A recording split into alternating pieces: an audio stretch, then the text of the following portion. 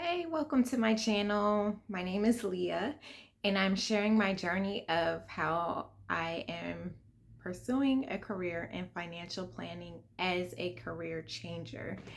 So, today I wanted to just give background on my educational experience in hopes that it will help someone. I pursued my certificate in financial planning through Boston University. Um, and I did this in 2011. So it was quite some time ago. It probably is not the same now, but essentially, the coursework is the same. I don't know if, the structure of it is the same, but my experience was um, it was about a year and a half program, a year and a half to 2 years. It took me to complete the coursework. It was self-instructed, so I would take classes online and I would take one class at a time. And so it goes through all the different modules of financial planning. So you're going to learn general financial planning, you will learn investment planning, insurance planning, estate planning, retirement planning, um, learning about employee benefits, and things of that nature. I do still have some of the books that I was required to get, so I can share those with you. Um, so this was like the general financial planning book that I was required to get. And you'll get a syllabus, you'll get a book list, just like any other regular college program. Um, I had to get this book to learn about cash flow. It helps you to learn how to use a financial calculator. I don't suggest actually buying these books because I'm sure they're outdated at this point. But so don't do that. This book, Practical Applications for Your Calculator. And as you can see, this is through Kier. For this particular book, they do have a lot of resources currently as well. We had to get employee benefits and retirement planning. This is definitely needed. This is the major topic on the CFP exam. So it is good to know that information. And then we had to get fundamentals of risk and insurance. This was actually a good book. In investments. I don't know if we had to get an estate planning book. I'm assuming not because I don't have it. But it may be something that is required now. But yeah, I would say that there was a lot of material to learn. There was a lot of studying to do. There's a lot of rereading in order to really understand the concepts, especially if you're not coming from a financial background. So my degrees are in engineering. So I did have some financial background for my graduate degree. I took a couple of finance courses, so I had to take some accounting classes. I had to take an introduction to finance class.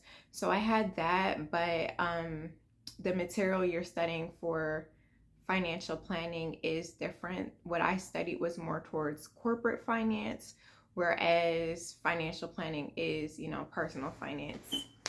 So I want to say that what I learned in college helped me too much for this financial planning certificate. It does take a lot of time. I was fully employed when I started the program. And so I would say that it does take a couple hours a day of studying. It is doable. Um, I never like failed any of the classes or anything, so it is doable. You do have exams, you do have homework.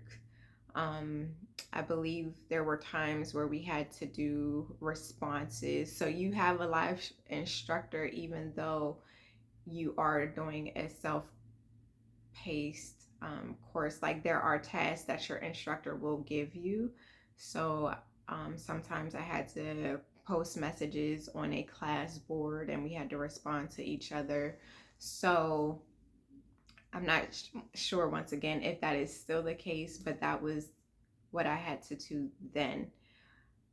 A major difference between now and then that I do know is relevant is that I did not have to take a capstone course.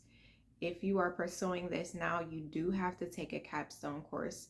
And what the capstone course does is essentially make sure that you can combine all the material that you have learned to be able to um, serve a client. And so I believe it's kind of like a case study situation, and you'll probably have to prepare some type of documentation. But that is a requirement that is established now that wasn't established then. So going back to basically when you're dealing with the CFP board, if you are pursuing like certification as a certified financial planner, I was concerned one about the capstone course being that I took my coursework in 2011. So I was concerned whether or not I would have to go back and take that capstone course, being that, this is 11 years down the line at this point. And they told me I did not have to. They accepted my education.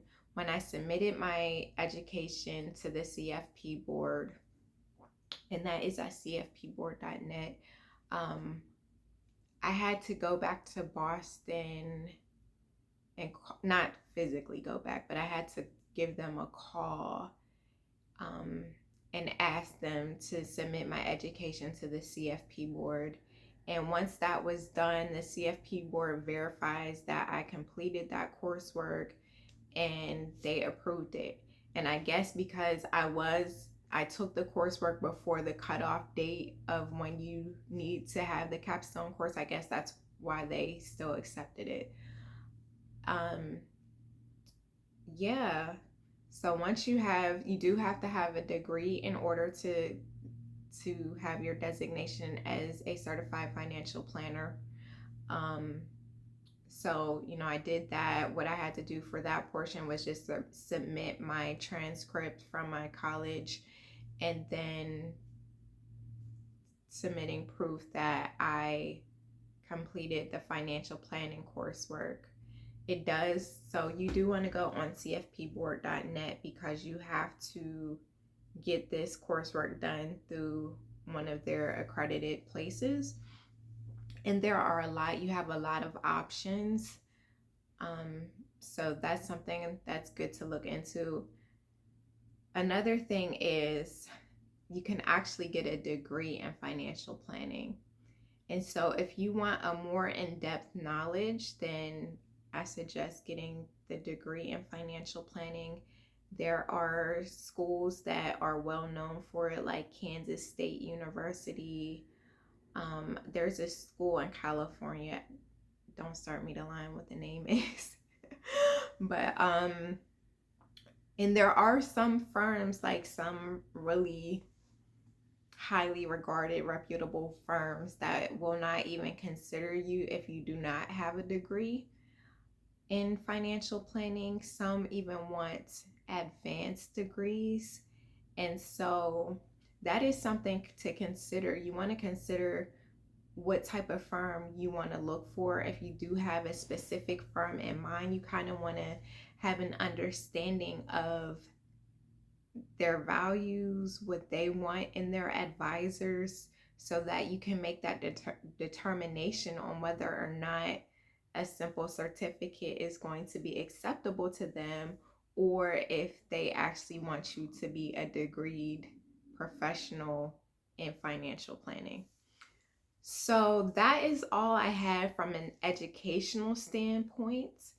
I will continue to share some of my background and share where I'm at now so that we all can learn and grow together. If you do have any questions on the educational piece, feel free to drop them in the comments below.